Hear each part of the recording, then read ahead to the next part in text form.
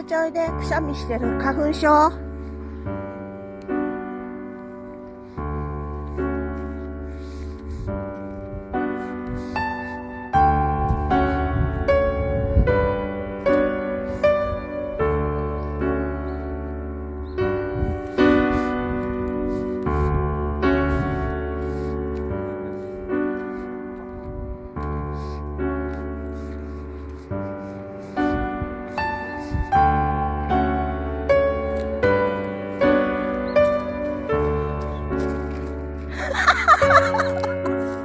ひっぴりそこまでかトラちゃん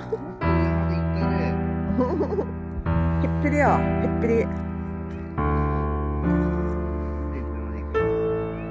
どれか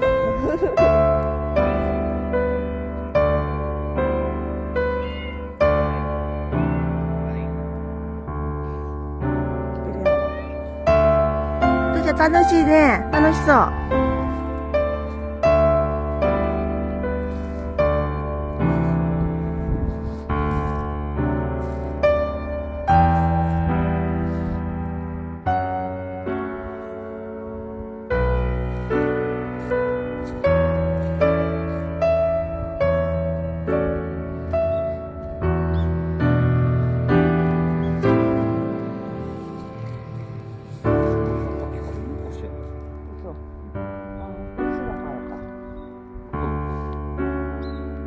やな。ほら、大きい木。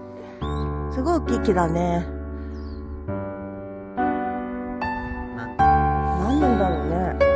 毎年ぐらいか。座っちゃっ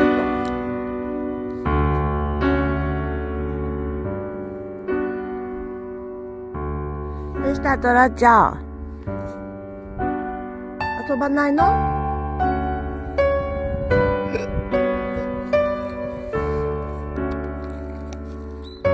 パパこっち来るって。出た。